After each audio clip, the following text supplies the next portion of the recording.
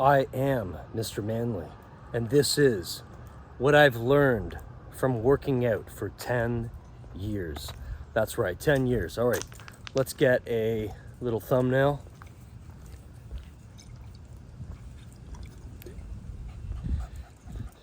Thumbnail.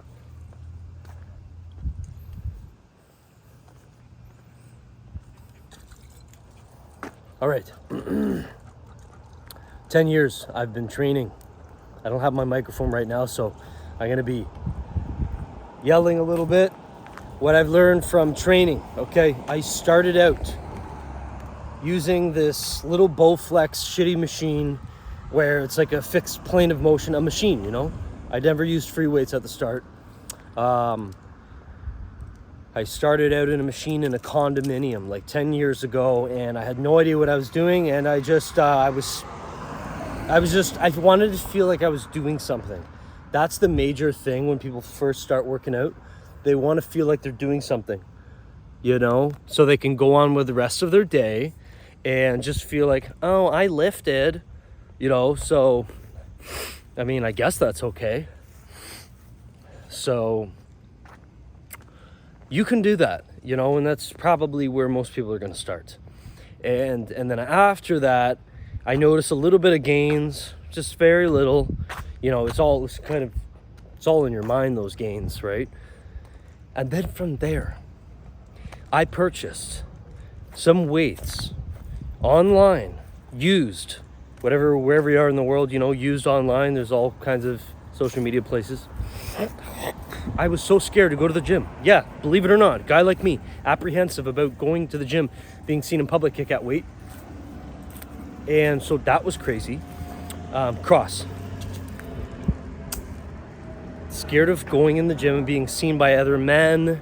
You know, the change room. It was like, I just had these strange, wild, preconceived notions about what the gym was. And that's the truth, you know what I mean? I think it's important to put your authentic self out there, and I just want to document my fitness journey. And so, right, I used to work out in my, actually, if you look at my oldest videos, you can actually see me working out in my little home gym that I had. So that's pretty funny. I still have that footage.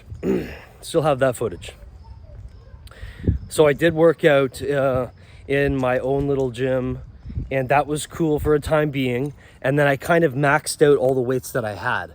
And, you know, there was somebody in my life at that time who urged me to go into the actual gym, and that, you know, it's not that bad, it's not that scary, you need to go. And it's strange, a guy like me, right, believe it or not, I had to push myself to go to the gym that first day. And I finally went, and it wasn't as bad as I seemed, you know.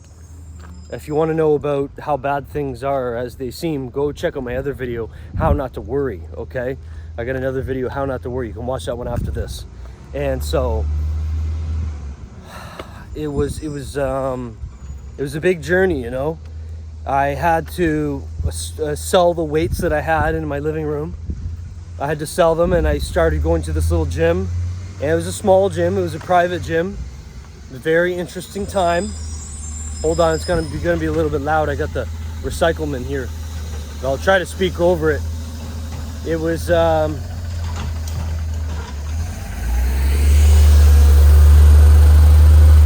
smells like shit, like fucking shit. I had to sell all the weights. I went to the gym. That was fun. I learned a lot of things by being in the gym with other people. You know, petty minds, they think I want average competition. Big thinkers think I want the best competition. And so when I started competing with other men, and, you know, just being around them, it just makes you, you know, a little bit nervous, anxious, and, you know, you have to strive to be better and compete with the other people that are around you. It's basic human psychology. You know, you compare yourself to others subconsciously. And it is what it is. You know what? We need that. You know, men are meant to be competitive, and women probably as well. You know, why not? A bit of healthy competition is totally fine.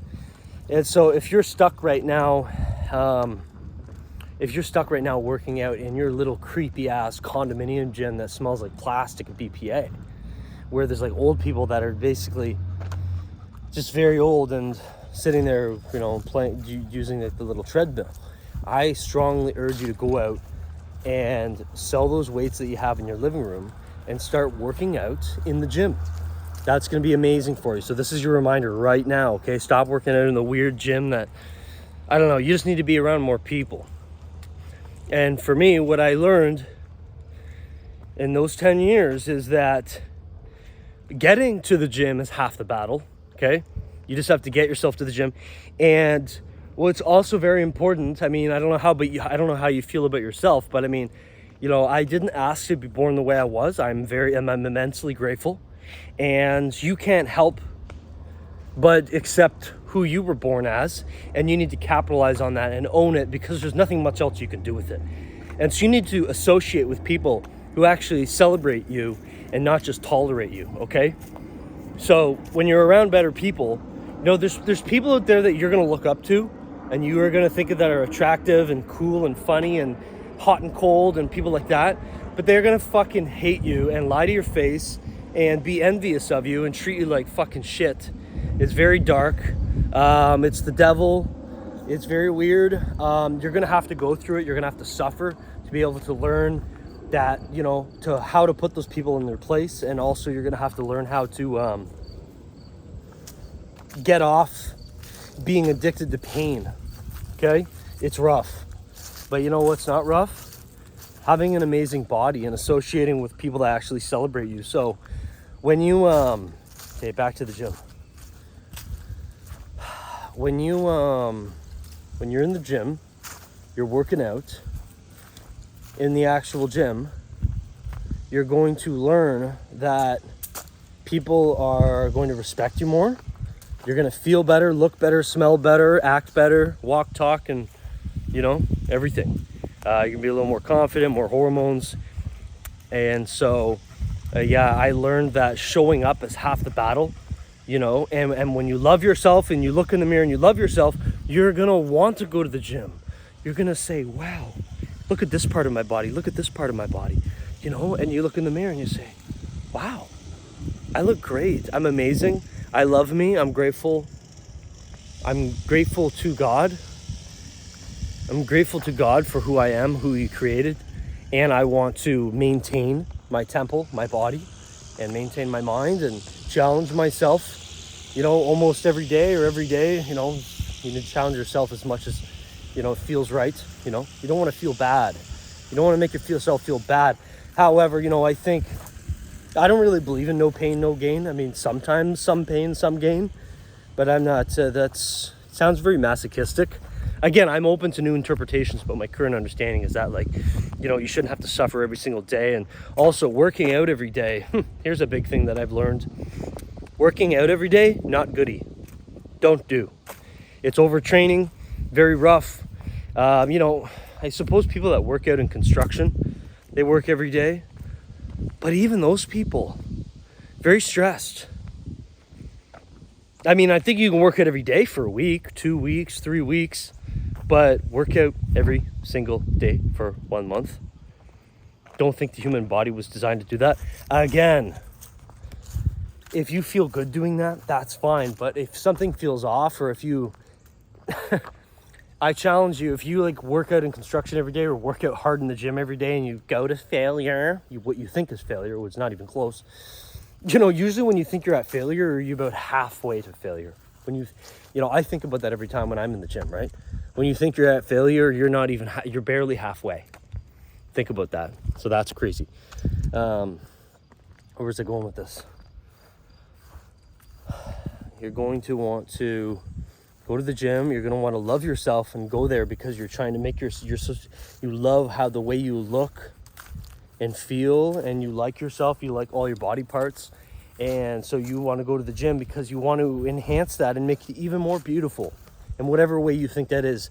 Skinny, bigger, more defined, softer, you know?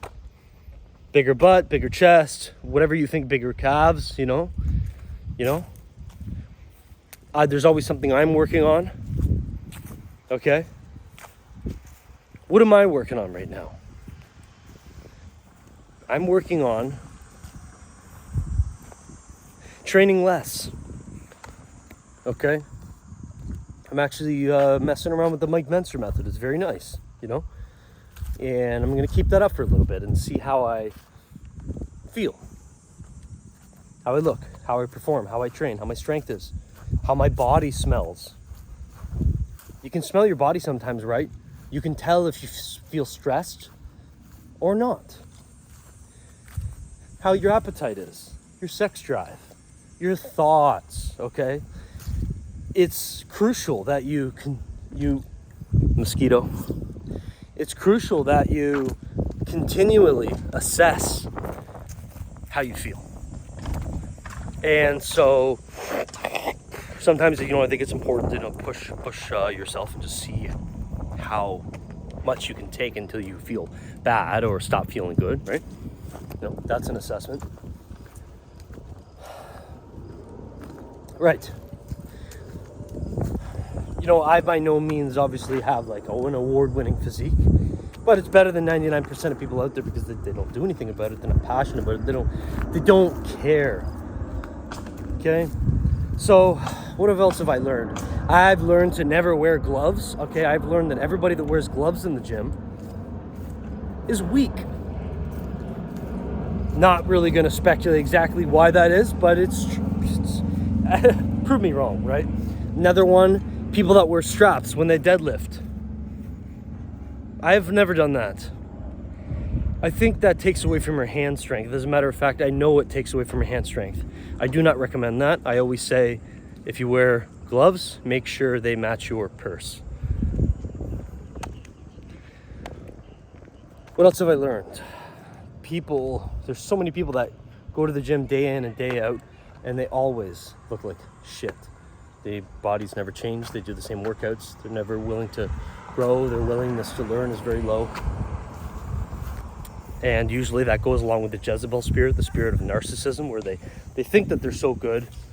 It's known as the Dunning-Kruger effect. People that actually have very low knowledge have an overestimated sense of worth and of their own skills, whereas people that are very, very smart and very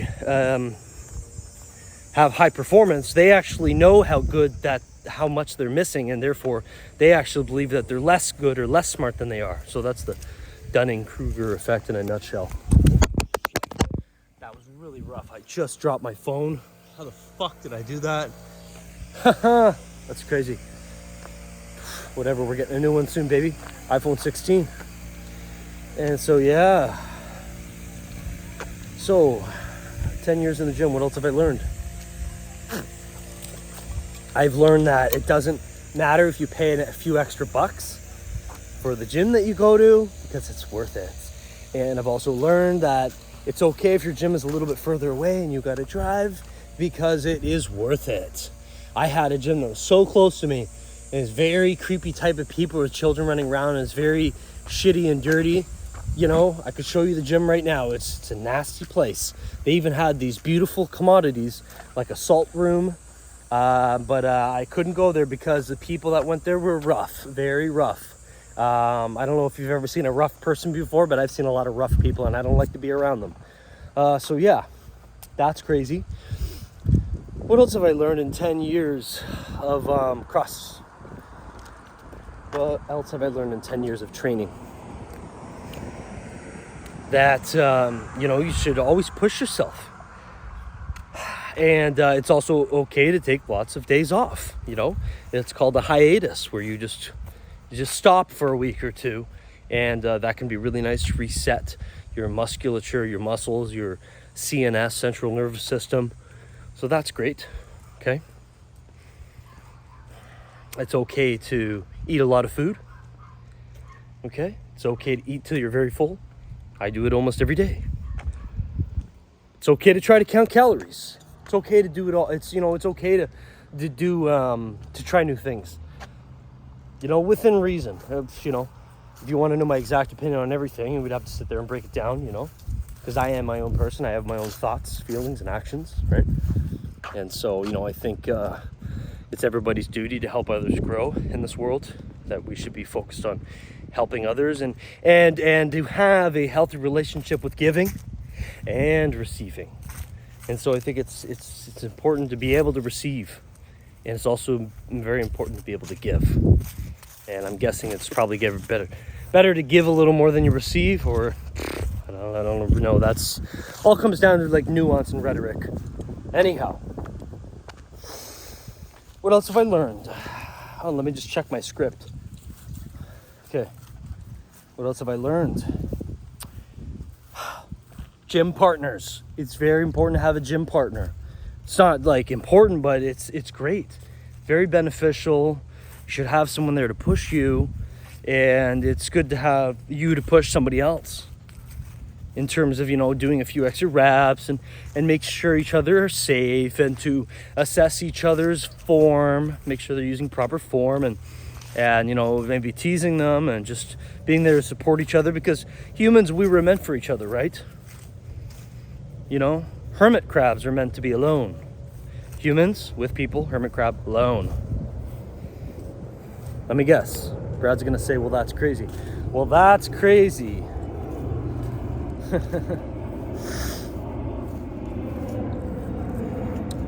So, I have covered most things. Just give me a second here.